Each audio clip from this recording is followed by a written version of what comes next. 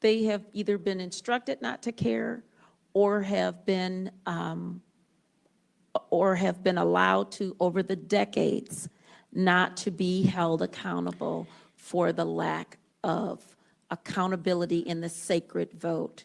When you have gone so many years, people do not want to be called racist. Right.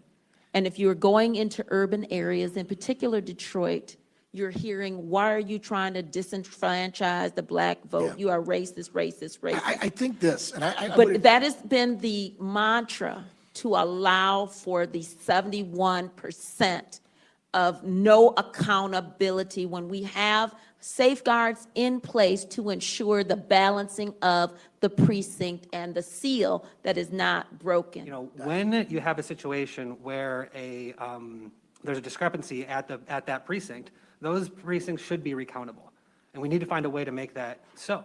And I think that what you're going to find here in Lansing is that there are a whole lot of Democrats who are going to agree with that. We want these ballots to be looked at. We want elections to be run in a safe and secure manner.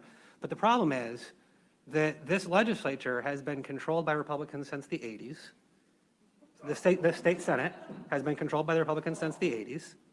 And so my question to you is, after the 2016 election, when we saw the problems that we saw that you just hinted at, when we had agreement apparently between a lot of folks about the fact that these precincts should be recountable, why did we see no changes in the law to address any of these issues while we had a Republican governor, a Republican House, and a Republican Senate? So I'd be happy to answer that question. That's a very simple one. We have sufficient laws on the books. So my brothers and sisters in the Republican GOP has done their due diligence to pass laws, make laws. The enforceability of the laws, however, because in Grand Traverse County, we're not having this problem.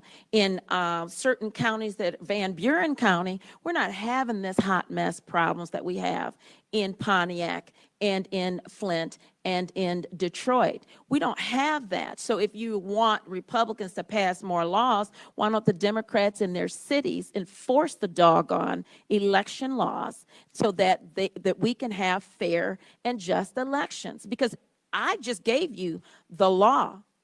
It's a felony for me to give my friend, next door neighbor, my ballot. It's a misdemeanor for me to give it to them, and it's a felony for them to turn it in. A felony. It is not enforced. And we have situations in the inner cities and these Democrat-controlled areas, because that's what we're talking about. Democrat-controlled areas cannot seem to balance their elections. And because they have been habitual violators of the inability to balance their election because of either ignorance, apathy, lack of leadership, or lack of caring about their election integrity, because if you add more laws to the books, you still have people who will not follow the law.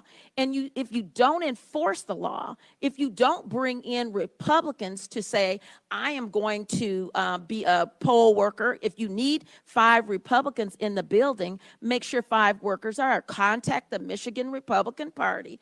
Ask them for 5 people or 25 people or 200 people to work it. And then when the challengers come in, you protect them. You don't put them out. You don't call the police on them. You're supposed to protect them according to the law.